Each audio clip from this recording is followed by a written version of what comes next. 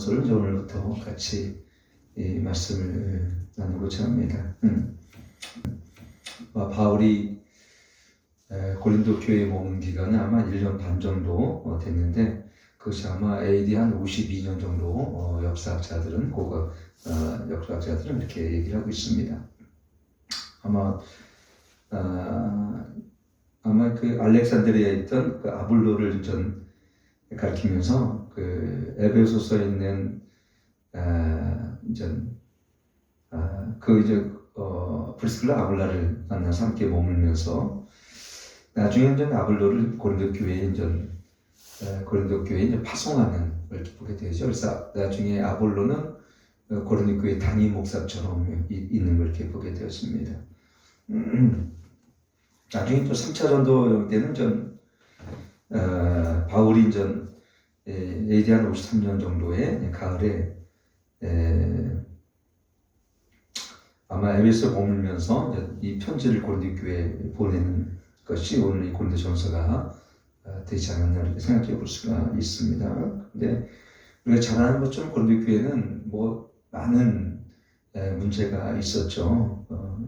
거기 보면 아볼로, 게바파, 그 다음에 바울파, 이렇게 교회가 또 분열되어 있기도 했고요. 그 다음에 또 근친상 간의 문제, 성도 간의 소속 문제, 우상 제물에 대한 이런 여러 가지 문제, 같은 이런 다양한 교회 안에 일어날 수 있는 문제들, 초대교회 이런 문제들을 바울이 이 고린도 전서를 통해서 기록함으로 말미암아 그들을 위로하기도 하고, 또 그들을 어떻게 이러한 문제 속에서 우리가 올바른 방향을 교회가 나아갈 수 있는지를 고린도 전서를 통해서 제시하고 있는 것을 이렇게 보게 되었습니다. 1절은 그래서 하나님의 뜻을 따라 그래서 예수의 사도로 부르심 입은 바울과 및 형제 소스테네는 이렇게 아마 기록하고 있어요. 그러니까 이 편지를 그 동역자 형제 소스테네라는 사람과 함께 같이 고린도 교회의 분쟁 소식을 듣고 이 편지를 지금 쓰고 있는 것입니다.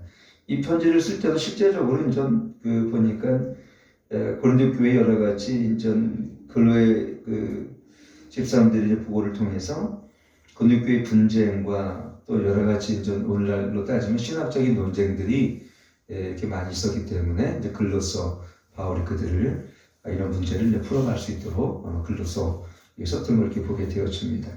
여기 소스테네는 물론 바울의 동역자긴 하지만 사도급의 동역자는 아니었을 거로 봐요. 그냥 바울과 함께 있던 그런 동역자가 아닌가 생각이 되어집니다. 어쨌든 바울은 여기서요 고린도 전서를 쓰면서 하나님의 뜻을 따라 그리스도 예수의 사도로 부르심을 입은라고 자기를 소개합니다.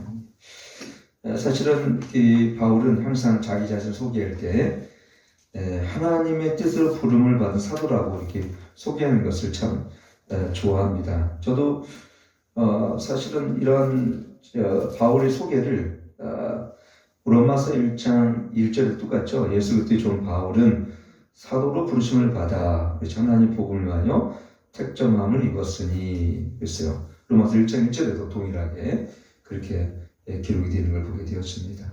항상 자기를 두 가지 관점에 하나는 하나님의 뜻을 따라서 예수 그리스도의 사도로서 자기가 부름을 받았다는 것이고, 그리고 또 복음을 위해서 택정을 입은 자라고 이렇게 바울은 항상 이렇게 쓰는 것을 이렇게 좋아합니다. 여러분, 이것은 어떤 의미입니까? 우리는 하나님의 우리의 모든 직임과 또 우리가 있는 이 모든 부르심은 하나님으로부터 부르심이다라는 것을 여기서 알게 되는 것이죠.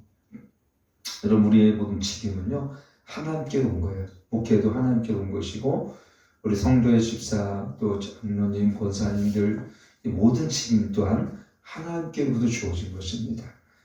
교회 운명이 단임 목사일지 모르겠지만 그것은 우리의 과정과 절차에 근거해서 이렇게 되고 싶은 뿐이지, 실제로 우리 교회의 모든 직임과 은사는 성령으로 말미암아 주어졌고요, 그 하나님께로 부르심을 입은 모든 성도라는 사실을 여러분 기억하기 축원합니다. 그 다음에 2절에 보면 고린도에 있는 하나님의 교회 곧 그리스도 예수 안에서 거룩하여지고 성도라 부르심 입은 자들과, 여러분 여기 보니까는 하나님의 교회와, 그렇죠? 그리고 그리스도 예수 안에서 거룩하여지고 성도로 부르심을 입은 자들이라고 했어요. 고린도 교인들을 향해서. 뭐 고린도 교회들만 그런 것이 아니라 오늘 우리는 하나님의 교회 그리스도 예수 안에서 우리는 거룩한 백성이고, 그래서 그걸 우리는 성도라 부르심을 입은 자들이다 얘기를 하고 있습니다. 물론 뭐 그때 당시 안디옥 교회죠. 바울과 바나바를 파송한 교회에 처음으로 우리를 그리스도인이란 처음으로 부르기 시작했고요. 지금도 우리는 그리스도인이라는 칭을 받는과 동시에 성도라고 이렇게 부르심을 우리 또 일컬음을 받죠. 성도. 또 우리는 뭐 교인 뭐 이렇게 하는데요. 교인보다는 성도 내지는 그리스도인, 이게 이제 가장 신학적으로 알만한 단어라 생각이 되어집니다. 특히 그리스도인이라는 것은 기름 부음 받은 자들 아닙니다. 그리스도퍼라는 거기서 이제 나온 원에서 나왔는데 그리스도인, 그리스도에 속한 자들. 또 이거 보면은 하나님께 속한 자들. 그리고 성도는 이렇게 거룩할 성자 무리도, 거룩한 무리라는 것이죠. 그러니까 우리는 교회는 어떤 것이 됩니까? 거룩한 무리들. 우리는 예수의 피로 씻겨진 자들이에요. 우리 예수님의 십자가의 보혈로 씻겨진 죄상을 받은 그런 거룩한 무리들입니다. 그래서 우리는 완벽하면 하지 않지만 우리는 그렇기 때문에 늘 말씀으로 씻겨지고 회개함을 통해서 우리의 영과 혼이 씻겨지고, 그래서 우리는 이 땅에 가장 교회의 목적이 있다면 저는 물론 복음전도 하나님의 나라가 있지만 이 세상 가운데 하나님의 나라를 보여주는 가장 강력한 모습 두 가지가 있는데, 하나는 뭐냐면 그리스도 안에서 사랑이고요. 또 한 가지 뭐냐면 깨끗함, 즉 순결한 신앙인 거예요. 세상의 모든 연합과 단체들, 흔히 얘기하는 이러한 클럽들은요, 우리와 같은 겉모습을 갖고 있지만 그들은 거룩을 주장하진 않아요. 그리고 연합을 그렇게 또 많이 강조하진 않아요. 저도 이렇게 다녀보면. 그러나 교회만큼 하나님 안의 거룩이 이렇게 중요하고, 우리가 레위기뿐만 아니라 우리가 베드로의 전서도 6장 이렇게 보면요, 내가 거룩함으로 너희도 거룩할지어다. 세상에서는 그렇게 별로 사용하지 않는 단어가 교회에 들어오면 참으로 많이 사용될 뿐만 아니라 또 그것을 많이 강조하는 단어 하나가 뭐냐면 순전함, 순결함, 거룩의 단이에요. 근데 우리는 사실 오늘 현대교회는 이 부분을 많이 놓치고 있습니다. 크기와 세상의 어떤 이 사이즈를 따라서 그걸 우리는 물량주의라고 그러는데, 이런 것을 우리는 많이 소중하게 여기고 중요하게 여깁니다. 너희들 교회 몇 명이냐를 많이 물어보는데 너희 교회는 얼마나 거룩하니 물어본 사람 전 단 한 명도 보지 못했어요. 이미지도 그렇지 않아요? 이미지는 요즘 저도 화가 나신 것 같아요. 저를 안 보고 계속 저희들이 작정일만 보고 그냥 계속 그러시는데 여러분, 진짜 세상은요 거룩을 얘기하지 않아요. 거룩을 얘기하지 않아요. 진짜 교회만. 근데 이것은 어떤 거룩이냐?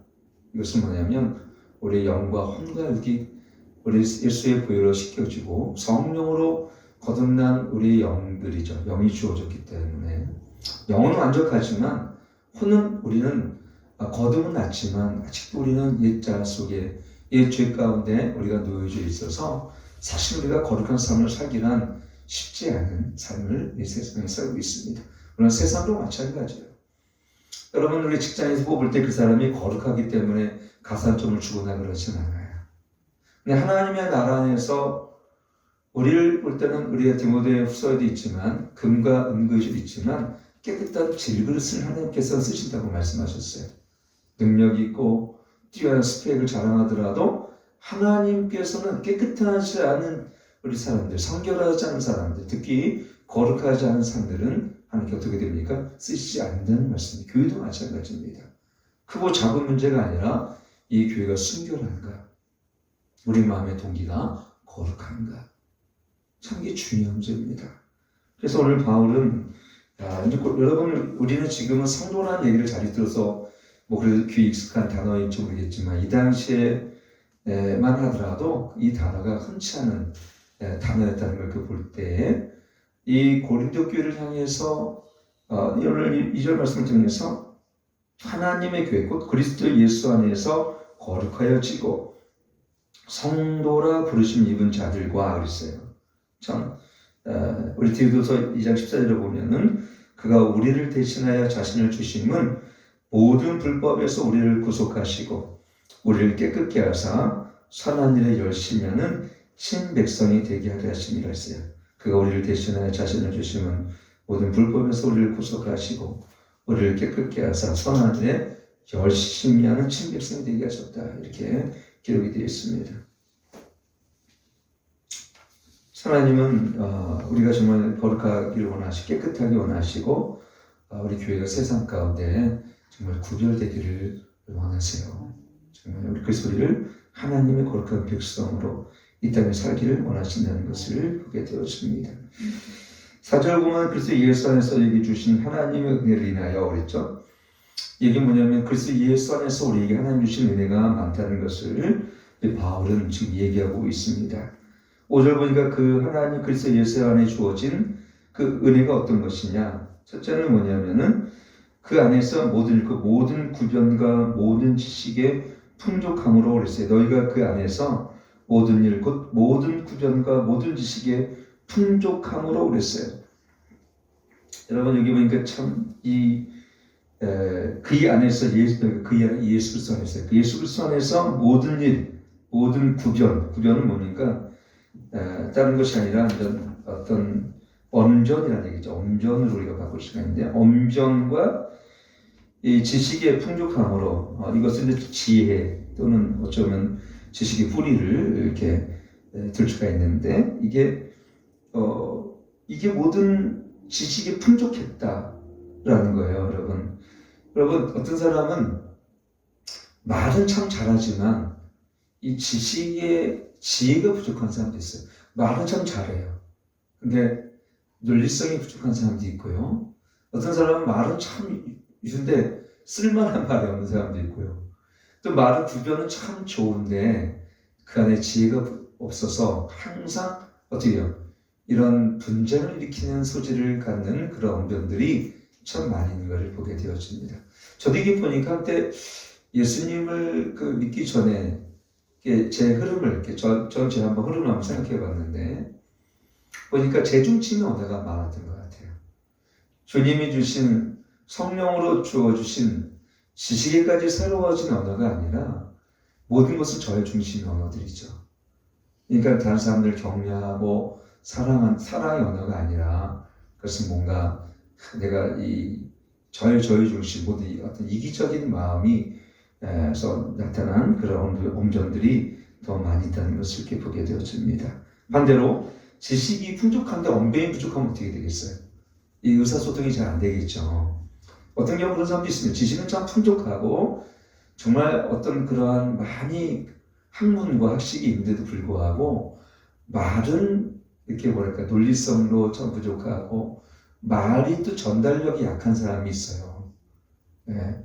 근데 이 고린도 교인들은요, 이 구변, 언변도 좋았고, 이러한 지식의 뿌리가 참 튼튼했다라는 것을, 그래서 이제 그로 말미암아 6절 보시면 그 증거가 뭐냐면, 그리스도의 증거가 너희 주에 견고하게 되어 있습니다.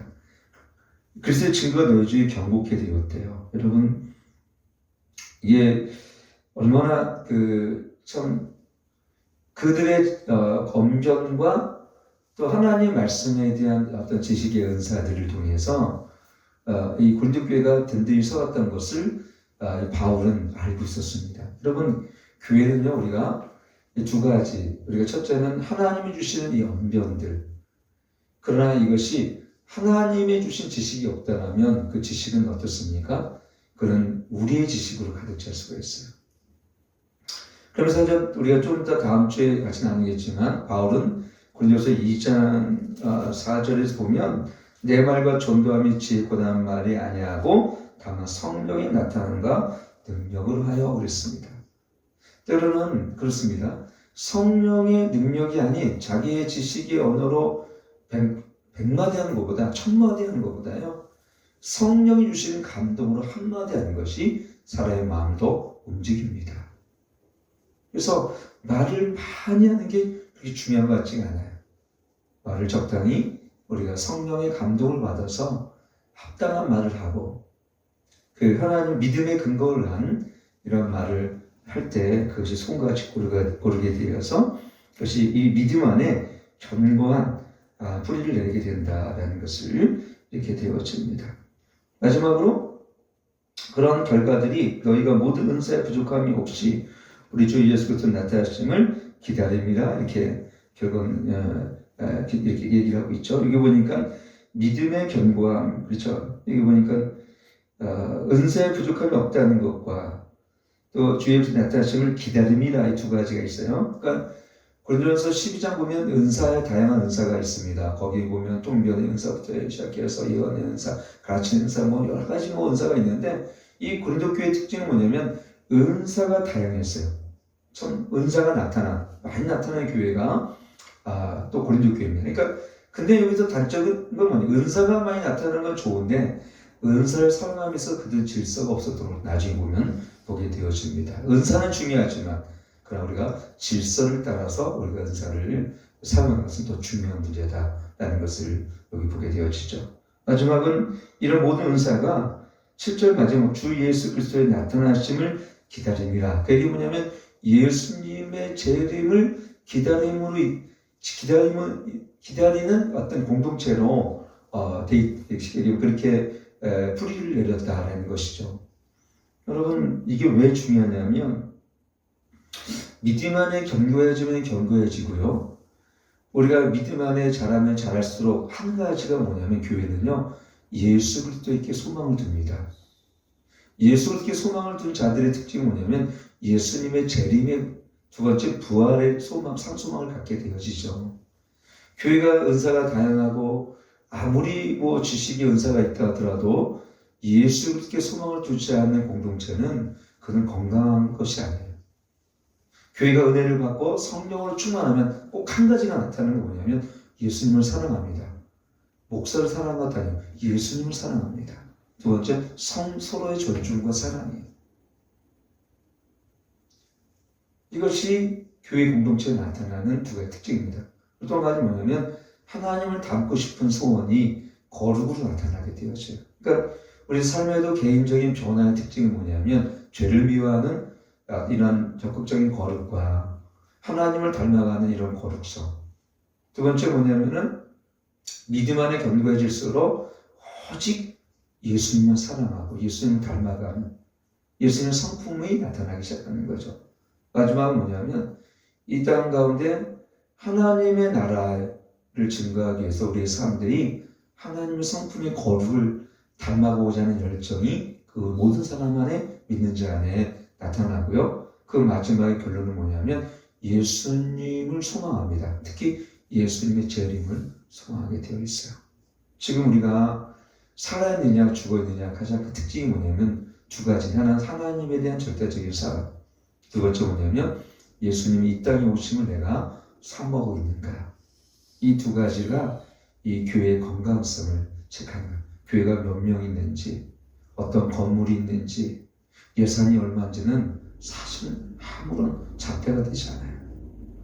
정말 교회의 건강성은요, 하나님과 사랑, 예수 그리스도의 연합, 그리고 예수님을 얼마큼 내가 소망하며 살아가는지, 다른 것은 다 부차적인 거예요. 부차적인 거. 오늘 바울의 이 서신을 통해서 우리 열린 교회가 정말 누구보다 예수님을 사랑하고 예수님을 기다리고 소망하며 부활의 산소망을 갖고 살아가는 우리 모두가 되기를 축복합니다. 기도하겠습니다. 하나님 아버지, 우리 모든 소망이 주께 있음을 고백합니다. 우리 모든 소망이 하나님께 있음을 알게 하여 주옵소서.